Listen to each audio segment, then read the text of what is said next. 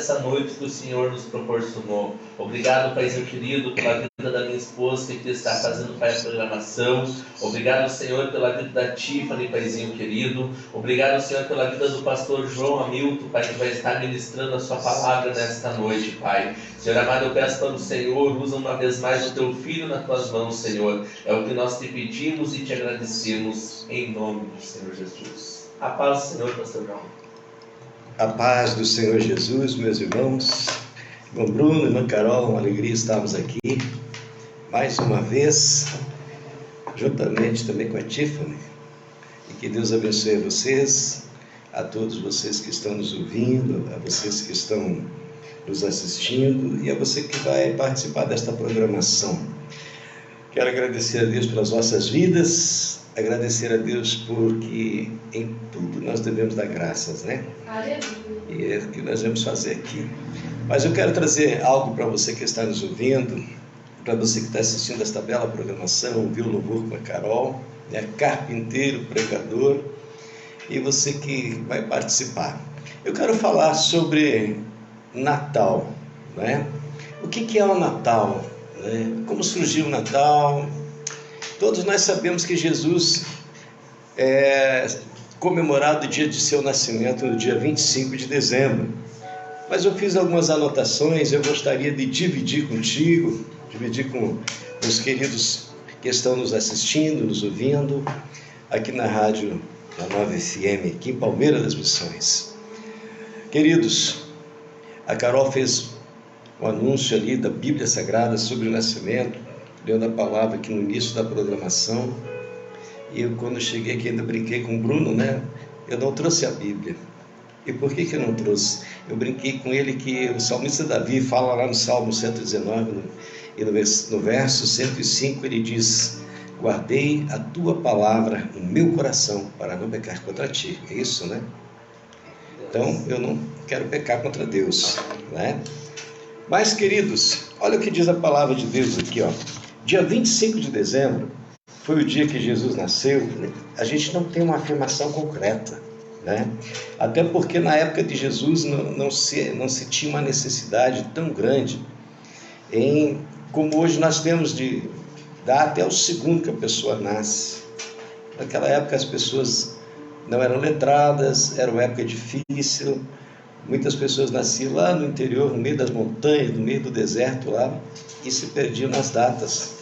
Isso aconteceu muito no passado e ainda acontece nos dias de hoje, em algumas situações, em algumas regiões do mundo. Mas a palavra de Deus, ela é maravilhosa, né? E o que acontece no Natal? No Natal as famílias se reúnem para comemorar o nascimento de Cristo, do Senhor Jesus Cristo, que no hebraico é Yeshua HaMashiach. A palavra HaMashiach quer dizer Mashiach, Messias, o prometido, o ungido de Israel, ele que veio para salvar o mundo dos seus pecados e o pecador dos seus pecados. Mas quando que teve a origem do Natal, né? Porque nós precisamos separar muitas coisas. O que é o Natal, né? Isso, quando nós estudamos, nós temos algumas referências, né? E aqui nós vamos ver que Jesus, quando foi visitado lá por Gaspar, Baltazar e Melquior, ele havia nascido e a palavra de Deus diz que ele estava numa manjedoura. Queridos, segundo a visão hebraica e os históricos, ele não nasceu propriamente numa estrebaria, ele nasceu num lugar humilde, né? E as traduções bíblicas dizem que ele nasceu numa manjedoura, ou seja, numa estrebaria. Mas, na verdade, ele nasceu num lugar bem humilde, mas não entre bois e vacas e estercos. Isso seria muito degradante, até porque quando José e Maria chegam na pensão, não tinha mais lugar, eles não iam colocar uma mulher grávida, prestes a gerar um filho, num lugar sujo, num lugar de animais. Poderia ser perto, mas ainda assim era um lugar melhor que uma estrebaria, né? Mas lá na Bíblia está escrito isso, mas nós precisamos entender que até chegar na língua portuguesa, a Bíblia passou por várias traduções e muitas vezes nós encontramos uma palavra no hebraico diz uma coisa e aqui no Brasil, no português, diz outra. Queridos, o Natal teve origem em festas pagãs que eram realizadas na antiguidade. E nessa data, os romanos, o povo de Roma, celebravam a chegada do inverno, o solstício de inverno. E eles cultuavam a Deus, os romanos cultuavam o Deus Sol, o Sol, né? Que eles dizem Natalis Invicti Solis, que é o Natal invicto da natureza, né? E ainda realizavam dias de festividade com o intuito de renovação. Também outros povos comemoravam em épocas diferentes, né, pela chegada do inverno, né? Os mesopotâmicos celebravam o Zagmuk, ou seja, uma festa pagã da região deles. Em muitos países da antiguidade eles celebravam festas, mas somente a partir do quarto século, Bruno, é que se consolidaliza, palavra difícil essa, da consolidação do cristianismo, né? E aí o cristianismo traz a festividade do Natal Domini, ou seja, o Natal do Senhor. E aí começa-se então no cristianismo a funcionar propriamente o Natal. Então se começa as comemorações natalinas no quarto século, logicamente que na época de Jesus não se comemorava isso, né? Então leva aí 400 anos e é instituído pela Igreja Católica. E isso traz um agregado de coisas junto, né, com o Natal.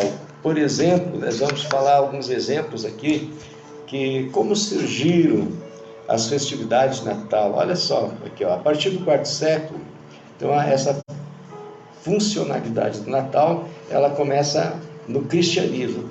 No quarto século, só para você ter uma ideia, só existia os judeus que eram perseguidos e eram muitas vezes dispersos e a voz deles já não era mais ativa. E a religião católica dominava na base da força e do poder, e a festa natalina, eles começaram misturando muitas tradições de muitos povos. Quando você forma um conglomerado de países, você traz a cultura deles, você traz para dentro da religião muitas coisas que não é propriamente de Deus. E nós vamos entender que religião é uma coisa meramente humana. Agora, a palavra de Deus, ela é espiritual, né? Então, quando o Natal surgem muitas coisas que nós não compreendemos, que nós não entendemos. O termo Natal tem origem, então, na palavra do latim, que é natalis, é uma palavra que, por sua vez, é derivado do verbo nascor, que quer dizer nascer. Então, é bem interessante essas coisas, porque por detrás de cada palavra se tem uma história. Então, por que as pessoas que nascem no dia de Natal têm nome de natalício, de natalino? É porque tem a origem no dia 25 de dezembro. E a palavra aqui encontrada para isso é que Jesus Cristo teria nascido nesta data.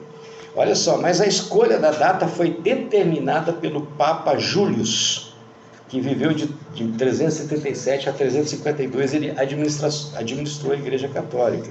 E mais tarde foi declarada feriado nacional pelo imperador Justiniano em 529.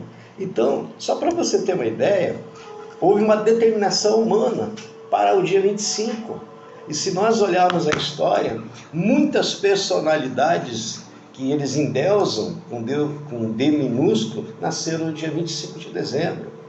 E isso foi conciliado, né, conglomerado para que as pessoas tivessem uma data do nascimento de Yeshua HaMashiach. Mas no hebraico, é bom nós entender que no hebraico nós não vamos encontrar uma data precisa, né?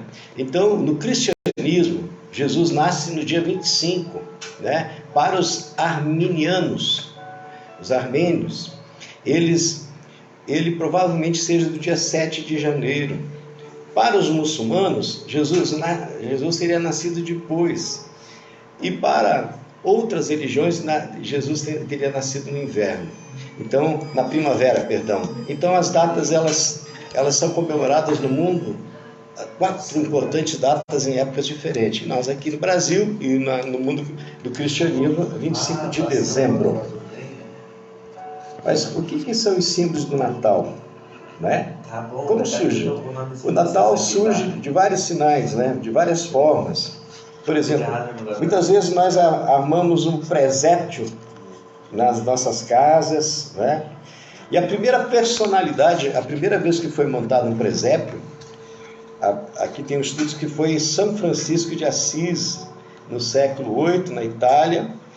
Ele faz uma recriação do cenário que Jesus teria nascido, né, na Itália. E ele faz aquele presépio fazendo como se fosse numa manjedoura. Aí dá o entendimento que era numa estrebaria. Nós precisamos entender um pouco de hebraico, estudar hebraico, que muitas coisas que acontecem na língua natural da palavra de Deus não é da mesma forma como muitas vezes nós compreendemos e entendemos. A Bíblia está errada? Não, a Bíblia está certíssima. Acontece que muitas vezes é uma interpretação equivocada daquilo que realmente era. Então, o presépio foi São Francisco de Assis, ali no 13º século, na verdade, que ele fez uma recriação do presépio.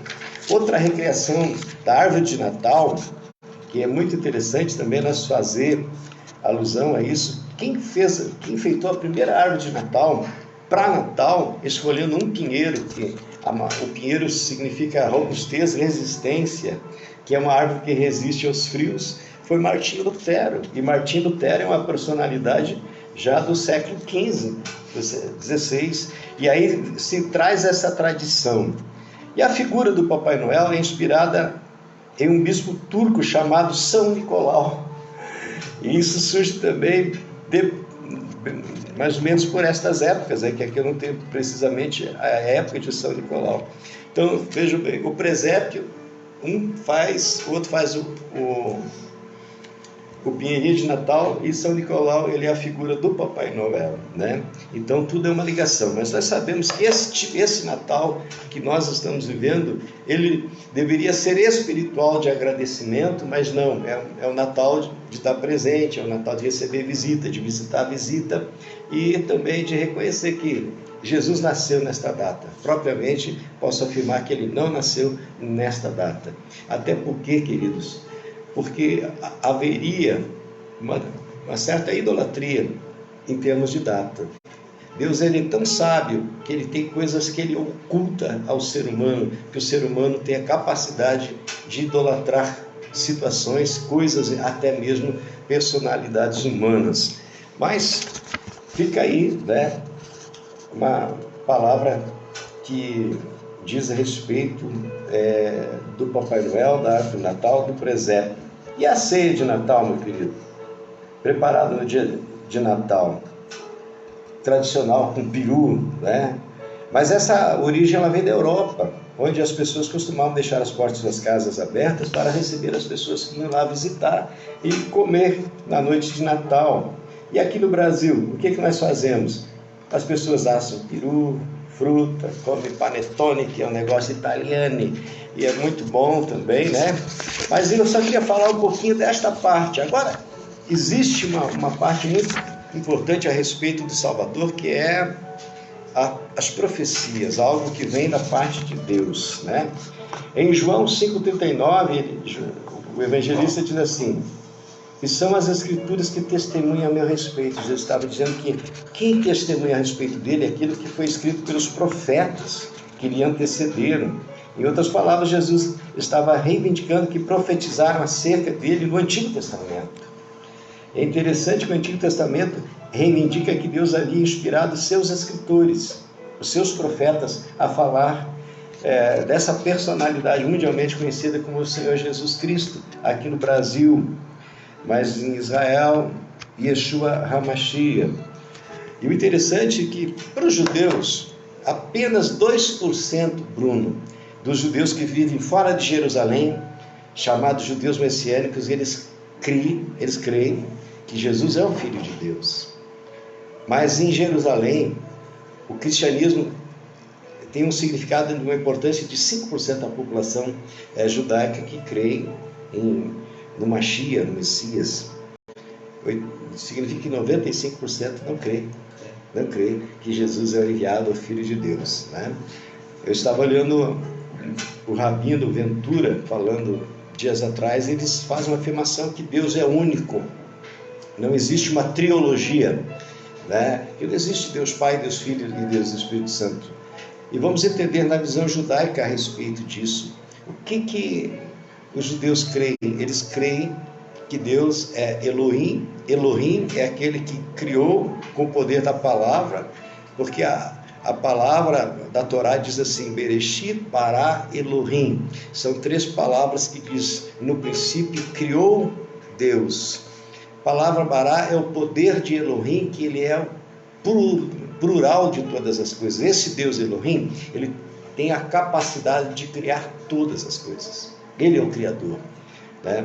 Então aqui no mundo cristão nós chamamos de Deus, mas Deus é um nome popular de Deus, porque o verdadeiro nome de Deus, quando nós olhamos para a Torá e nós olhamos as tábuas da lei que Moshe, que é Moisés, trouxe lá de cima do Sinai, que é o Sinai, aproximadamente 40 dias, depois de 40 dias, estando ele lá no monte, as iniciais de Deus, da melhor forma que foi traduzida para o hebraico, com as 4 letras do hebraico, que são as letras YWHW para nós aqui na língua portuguesa, mas para eles é Yud Rei Vav Rei, ou seja, a palavra mais próxima do nome de Deus no hebraico seria Yahweh, e para nós Yahvé ou Javé, mas aí já foge da originalidade da palavra. O interessante é que tudo isso traz a Jesus de Nazaré, mas a vinda de Jesus foi aludida lá no início do Novo Testamento, né? O que aconteceu? Então vimos que o sacrifício de Abraão previu o local onde Jesus mais tarde seria sacrificado, ao passo que a Páscoa previu o dia no que esse fato ocorreria. Preste atenção, quando Abraão leva Isaac para o monte para sacrificar no Monte Moriá, queridos, Jesus, ele é sacrificado, ele é sofrido. A Via Crucis de Jesus acontece naquele mesmo cenário, naquele mesmo local. E na época de Jesus, o lugar do sacrifício dos animais é exatamente onde Abraão apresenta Isaac. E Jesus é também sacrificado. Então é por isso que aquele lugar é chamado Terra Santa. Séculos antes, Abraão sobe num monte desértico, que não havia nada lá, só ele, Isaac, a fogueira, o cutelo, né? O bode do sacrifício ali, que era o bode expiatório, né? E mais tarde, quem está sendo sacrificado? Jesus. Quem está sendo pregado na cruz? Jesus, né? Então, eu quero dizer para vocês que não é simbologia, são palavras e tempos e épocas diferentes, mas Deus está sempre fazendo as coisas com propósito. E o grande profeta messiânico chamado Isaías, que nós conhecemos o profeta Isaías Ru, que é o nome dele, a palavra Ru quer dizer de Deus. Isaías é o profeta de Deus, né? Ele é o profeta messiânico. Ele tem um nome no hebraico muito parecido com Yeshua HaMashiach, né, que é o prometido Salvador de Israel. Ele anuncia ali no capítulo 52, na parte final do capítulo, e no capítulo 53, o sacrifício e morte de Jesus. Mas ele também anuncia que o tronco, a Jessé, a raiz de Jessé, seria Davi, e Davi Jesus. Então, quem é o renovo da raiz? É Jesus. Jessé é o tronco, e Davi representa isso. Jesus descende de Davi, de Jessé, e descende também de pessoas que não eram judaicos, como de Ruth, por exemplo, né? Nós vamos entender a genealogia de Deus. O interessante também é que quando nós olhamos para a palavra de Deus, Bruno, e nós vemos que o sacerdócio judaico não é o mesmo sacerdócio de Jesus. O sacerdócio judaico, ele foi rompido, né? Quando Israel ele perde o seu domínio territorial, ele perde a religião, eles são expulsos. E Jesus, ele é o sacerdócio que Abraão levou primeiramente e reconheceu o sacerdócio que estava em Melquisedeque. A palavra Melquisedeque quer dizer rei de justiça. Vamos entender, se a palavra Melquisedeque quer dizer rei de justiça, então o nome dele não era Melquisedeque. Nós encontramos na Bíblia Sagrada, queridos, pessoas que viveram 900 anos. Então, teve pessoas que conheceram os netos dos netos dos netos. E diz a história do hebraico que a personalidade que estava na função de Melquisedeque, lá em Salém, que mais tarde era terra de Jebuseus e Jebus, traz para Jerusalém, era a personalidade chamada Sem, descendente de Noa, que é Noé. Então, passam-se séculos e há um entendimento de que Melquisedeque era um título, tipo o presidente do Brasil é um título, o Papa é um título, mas o nome é outro. Então, é por isso que Melquisedeque não é uma personalidade, mas é uma função. Que hoje, quem é o Melquisedeque? E é Yeshua HaMashiach, Jesus. Ele é o nosso Melquisedeque. E a função é sumo sacerdote, ou seja, sacerdote dos sacerdotes. Era a função que começou lá no deserto com o levita, descendente de Levi, filho de Amurão, que era o irmão de Moisés, né? O irmão de Moisés foi o primeiro sacerdote, sumo sacerdote das tribos de Israel no deserto. Então o sacerdócio de Arão, ele é um sacerdócio levítico, é um sacerdócio de Israel. O sacerdócio de Jesus é superior ao sacerdócio hebraico, o sacerdócio hebreu, porque, vamos entender, hebreu é quando eles estavam no deserto, eles não eram uma nação, eles saíram, né? Que a palavra hebreu vem de Éber, ancestral, né? De Moisés e do povo hebreu. Mas quando eles entram na terra prometida, eles tomam posse, eles já não são mais só hebreus, eles são duas tribos, duas grandes tribos, Judá, que é Ierudá, e Israel, né? As 10 tribos do norte e as 2 tribos do sul, Benjamim e Judá. E Jesus é descendente de Ierudá, Judá. Como se ele é sumo sacerdote, ele não seria descendente de Levi. Nós precisamos entender que há 2 personalidades nos filhos de Jacó, que é Jacó. Porque Jacó, ele teve dois tipos de sacerdócio descendente dele. Levítico, de Levi, que descendeu Bruno. Dele, de Isaac e de Abraão. Promessa, ali está uma promessa de Deus sobre Abraão, Isaac e Jacó. E em Levi é escolhido por Deus o sacerdócio para as tribos de Israel. Para as tribos de Israel. Agora, existe um sacerdócio maior, que começa lá quando Abraão reconhece um sacerdócio que inexistia o sacerdócio levítico.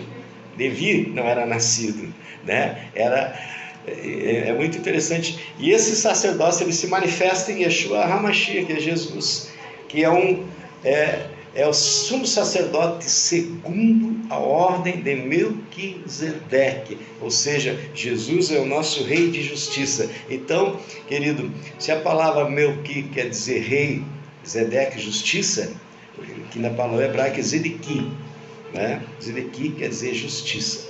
Então é muito interessante. Então esse Jesus que nós comemoramos o dia 25 agora, o nascimento dele, nós vamos olhar pela palavra de Deus e vamos tratar como ele rebento de Jessé, rebento de Davi, né? Ele veio para romper o meu coração e o seu coração. Querido, se você ainda não tomou uma decisão, talvez o que eu estou falando para você possa até dizer: pastor, mas isso não tem importância nenhuma.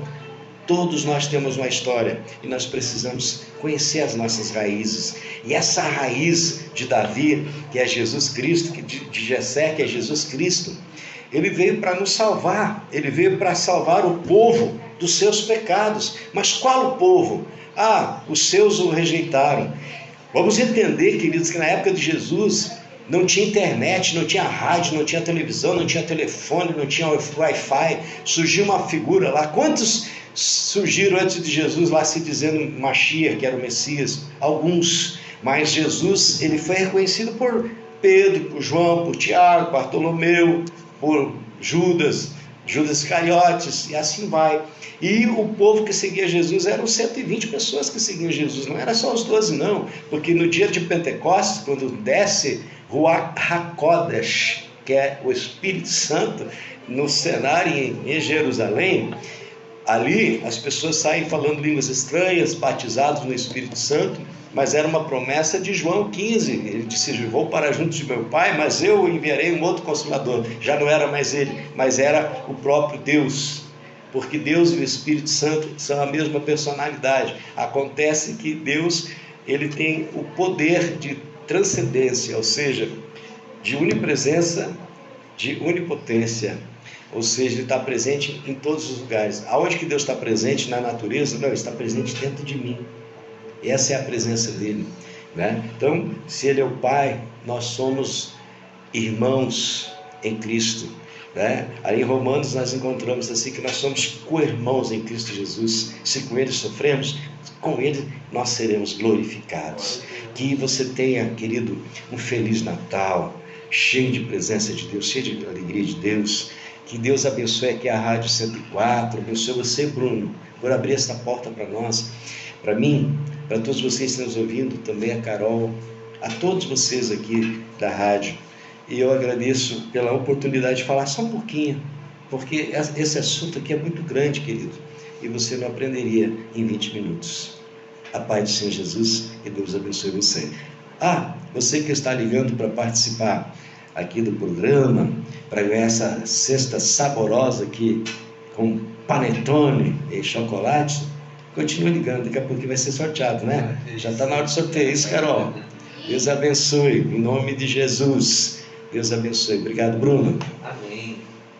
Glória a Deus, né? Agradecemos ao pastor João Hamilton, né, por nos trazer essa lição, essa mensagem, né, desta noite aqui. Às vezes nós estamos ali na casa do pastor João,